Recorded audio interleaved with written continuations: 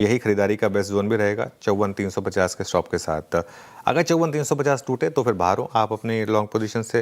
Resistance रहेगा 54,900 से 55,000 के करीब, और बड़ा रेजिस्टेंस रहेगा करीब करीब 55,200 से 55,400 के करीब। और अगर रेजिस्टेंस की स्पेलिंग थोड़ी गलत लिखी है यहाँ ठीक कर दीजिएगा इसे। अगर 55,000 55,100 रिजेक्ट हो तो बेचें 55,200 के स्टॉप के साथ। Important levels Nifty bank Nifty के हमने समझ लिए। स्टॉक स्पेसिफिक आइडियाज अब देख लेते हैं। बिग स्टॉक्स में सर कौन सा स्टॉक्स रेड या ग्रीन? 4 बिग स्टॉक्स लिए हमने। जाइडस को ग्रीन में लिया मैंने क्योंकि लगातार ये हमारा पसंदीदा फार्मा स्टॉक रहा है। बायबैक का प्राइस बढ़ाना बड़ा पॉजिटिव है, 1150 से 1260 किया, और एक ड्रग को इनके अप्रूवल मिला, ये भी बड़ा पॉजिटिव है।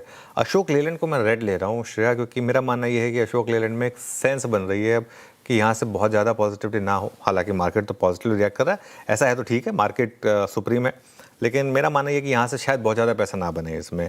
पीजी इलेक्ट्रोप्लास्ट अगर बहुत बड़ा गैप डाउन हो तो उसको शॉर्ट ना करें, क्योंकि नंबर्स काफ़ी ख़राब हैं, लेकिन बहुत कुछ अब मुझे लग रहा है कि भाव में है, और आज शायद एक गैप डाउन पर बॉटम बने, एक 52 वीक लो भी हिट कर सकता है ये स्टॉक। नंबर्स तो खैर काफ़ी ख़राब हैं। और फाइनली भारत डायनामिक्स, इसको भी मैं रेड ले रहा हूँ। ये आज का एक्सीडेंट ऑफ द डे हो सकता है, क्योंकि नंबर्स काफ़ी ख़राब हैं और ब्रोकरेजेस ने डाउनग्रेड किया है। एक और चीज़, विप्रो में ज़बरदस्ती ना कूदें। विप्रो में आज अगर गैप अप हो तो ये सोच के कि क्योंकि एडीआर 18% चल गया था, यहाँ भी उस तरीके का मूव आ जाएगा, इस तरीके से मत सोचें, स्पेशली अगर ऑलरेडी गैप अप हो, क्योंकि ये स्टोरी हम पहले एक बार देख चुके हैं इन्फोसिस के साथ। तो इसके लिए मतलब मुझे नहीं लगता कि ये कोई एक ढंग की ट्रेड बैठेगी। मतलब सबको पता 18% एडीआर ऊपर है, तो इसके लिए इसको मैंने अपफ्रंट भी डिस्कस किया था। इसको मैं इसीलिए बिग स्टॉक में शामिल भी नहीं कर रहा हूँ। मेरा व्यू रहेगा कि थोड़ा अवॉइड ही करें तो बेटर रहेगा। ओके, आज के बिग स्टॉक्स आपकी स्क्रीन पे हैं, और एक एक करके अगर आप देखें सब देख सकते हैं आप, लाल और हरे रंग में प्लेस्ड व्यू के अनुसार यहाँ पे किया गया है। अब चलते हैं, इस पैनल में एक और मेहमान जुड़ चुके हैं। अरुण, गुड मॉर्निंग, कार्यक्रम में स्वागत है आपका। आपका आज का कन्विक्शन आइडिया क्या रहेगा? जी Virendra ji, good morning and good morning सभी पैनलिस्ट को भी। वीरेंद्र जी, कहीं ना कहीं कैपिटल मार्केट थीम में काफी अच्छा मोमेंटम है, तो उसी में सीडीएसएल में एक अच्छा रिवर्सल देखने को मिल रहा है। 1230 के ऊपर वीरेंद्र जी इसका ब्रेकआउट हुआ है। आज मुझे लग रहा है फॉलो बाइंग आनी चाहिए। 1272 के टारगेट के लिए स्टॉक को बाई करें। 1233 का स्टॉप लॉस रहेगा। मुझे लग रहा है पोजिशनल ट्रेड के हिसाब से ये आपको 1272 से 1300 तक के लेवल दिखा सकता है। सीडीएसएल पर ये व्यू है अरुण जी का। यहाँ पर अच्छी तेजी है, पिछले कल भी हमने देखी तो यहाँ पर खरीदारी की रही। अच्छा, अशोक लेलैंड लेकर आइए एक बार स्क्रीन पर, और नतीजे खराब देखे हमने अशोक लेलैंड के। इनफैक्ट परसों के सेशन में जबकि तेजी के साथ कामकाज कर रहा था, करीब करीब यहाँ पर 1.5% ऊपर खुलने की तैयारी। क्या किया जाए, चेस करना चाहिए गाबा सर अशोक लेलैंड? मानस जी आप बता दीजिए अशोक लेलैंड पे व्यू। देखिए, चेस करना चाहिए शेयर जी, क्योंकि अगर आप देखें तो स्टॉक लगातार 10-22 मूविंग एवरेज पे सपोर्ट ले रहा है, और अगर ये 165 के ऊपर सस्टेन हुआ तो मेरे ख्याल से नेक्स्ट टारगेट 172 के आसपास का हो सकता है। तो अगर 165 के ऊपर सस्टेन करे तो 162 के स्टॉप लॉस से खरीदारी किया सकती है। ओके, अच्छा, इस बीच कुछ आईटी स्टॉक्स की धमक है यहाँ पर आज।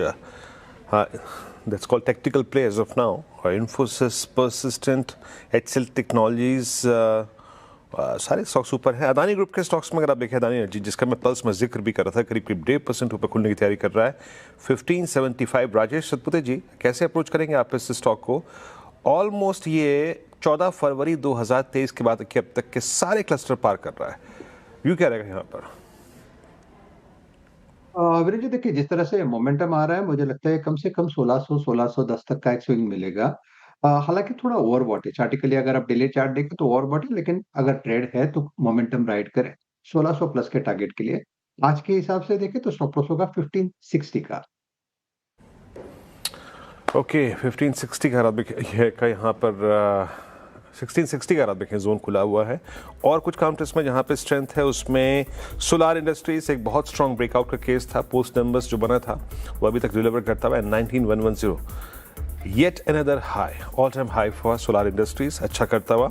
और एनबीएफसीज में आप देखें तो एक चोला फाइनेंस में लोअर ट्रैजेक्टरी से रिवर्सल नजर आ रहा है। और स्टॉक में इसका जिक्र इसलिए कर रहा हूँ क्योंकि एट 1620, 1620 रुपए पर ये अपने सारे एवरेजेस के ऊपर खुलेगा, और मेरे ख्याल से मई की सीरीज के बाद अब तक का सबसे हाईएस्ट क्लस्टर। खैर, अब वक्त है रिंग में कूदने का, और चलते हैं अनुज के पास। Anuj, over to you and best of luck. शुक्रिया वीरू, और बिल्कुल मार्केट ओपनिंग की तरफ बढ़ेंगे और देखेंगे कि आज की ओपनिंग कैसी रहेगी। शुरुआत तो ठीक ठाक हो रही है कंपेयर टू जो गिफ्ट निफ्टी बता रहा था, उसके हिसाब से फर्स्ट रेट्स निफ्टी के आएंगे किसी भी मोमेंट, और देखते हैं कहाँ खुलेंगे हम। मिड कैप में अच्छी स्ट्रेंथ है, एक बार फिर से 300 पॉइंट ऊपर करीब मिड कैप खुल रहा है, तो यहाँ पर अच्छी शुरुआत हो सकती है फर्स्ट रेट्स निफ्टी के। और हम खुले, देखिए ग्रीन में खुले हैं हम, 70 पॉइंट ऊपर खुले हैं एक्चुअली, और 23,980 पर अच्छी शुरुआत मार्केट की। मैं कहता है कि जब सब कुछ ठीक ठाक है तो गैप डाउन क्यों, गैप अप होना चाहिए। 80 पॉइंट ऊपर खुले। बैंक निफ्टी में भी करीब करीब 200 पॉइंट की बढ़त हुई, और निफ्टी आईटी ये करीब करीब 600 पॉइंट ऊपर है। निफ्टी आईटी लीड कर रहा है, 2% के करीब ऊपर है। मिड कैप और स्मॉल कैप देखें आप, ½ मिड कैप ऊपर है, स्मॉल कैप आएगा आपकी स्क्रीन पर, स्मॉल कैप भी करीब करीब ½ ऊपर है।